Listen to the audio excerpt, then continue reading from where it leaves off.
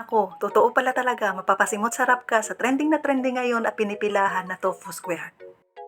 Dahil napakalayo nito at hindi makapunta ay gumawa na lang talaga ako nito sa bahay. Curious din talaga ako kung ano ang lasa nito, bakit trending na trending at sobrang pinipilahan. Inabangan ko pa nga si Kuya Taho dahil ang maganda daw na tokwa at masarap ay yung mga nagbebenta ng taho. Tofu ang ginamit doon sa trending na nagbebenta, kaso hindi available yung tofu dito kaya itong tokwa na lang. Masarap din naman ito lalo na kapag bago. 3 pirasong tokwa nga ang ginamit ko dito. Tapos hihiwain mo lang ito ng pa-square. Hindi lang ako sure kung pa-square nga talaga yan yung paghiwa ko. Charge na makakain ay okay na yan. At para naman mapakrispy natin ang tofu square o tokwa square, ay kailangan natin dito ng cornstarch, itlog, at itong breadcrumbs. Wala akong exact measurement dito, Mima, dahil tansyameter lang talaga ito. At doon sa video ay ito nga daw ang ginamit para mapakrispy itong mga tofu. At kapag okay na nga, ang first coat natin ay dito sa cornstarch, next dito sa itlog, at ang pinakalas dito sa breadcrumbs. Dito na sa breadcrumbs ay ganutihin lang natin. Medyo i-press natin ng konti para dumikit talaga ito sa tofu or sa tokwa. Para kapag pinirito ay hindi kumalat at maganda talaga ang pagkaprito dito. Gawin lang ito sa lahat ng tokwa square hanggang sa maubos ito na iko. Nakaka-enjoy din pala gawin ito at ang galing na nakaisip nito at nag-trending talaga siya. At ito na lahat yung nagawa ko. Ang dami din pala nung nagawa ng 3 pirasong tokwa. At tara, iprito na natin. Sa pagprito ay hindi kailangan i-deep fry. Siguraduhin na mainit na talaga ang mantika bago ilagay ang mga tokwa square. At hinaan lang ang apoy para hindi masunog. At lutong-luto talaga ang loob nitong tokwa.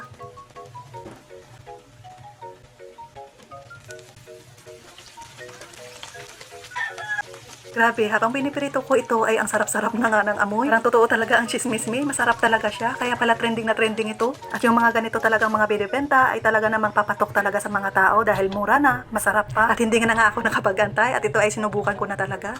Talaga namang crispy at sakto talaga ang pagkaluto nito sa loob nitong tokwa. Para nga mas sumarap ang tokwa ay meron silang nilagay na sauce dito. At para sa sauce, ito daw ang mga nilagay nila: mayo, soy sauce, liver spread, kalamansi, itong liquid seasoning, paminta, at saka kalamansi. Naglagay din pala ako dyan ng kunting asukal para mabalanse lang yung lasa. At naglagay ako dyan ng kunting-kunting tubig para hindi lang masyadong malapot yung sauce na ito. Optional lang yung tubig. Kung gusto nyo mas malapot ang sauce ay okay lang din naman na wag nalagyan. Siyempre, wag kalimutang tikman. At totoo nga, masarap talaga ang sauce na ito. Para naman nga maganda ang presentation nito ay nilagay ko dito sa aking lalagyan. Tapos yung iba ay nilagay ko rin sa stick para feeling ko ay andun rin ako sa lugar na yun. Ganda na pagka golden brown ng tokwa dahil mahina lang talaga ang apoy at sigurado kang lutong-luto talaga ito sa loob. Para nga mas sumarap ang crispy tokwa na ito or crispy tofu na ito, ay lalagay ko na dito yung sauce na ginawa ko kanina. Para nga naman appetizing tingnan ay naglagay sila ng green onions. At para naman sa mahilig sa maanghang ay naglagay sila ng chili oil.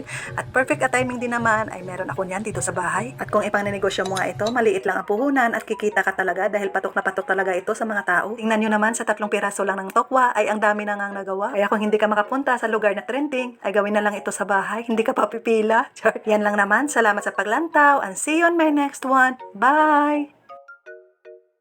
Ang sarap talaga nito, promise. Tapos healthy pa.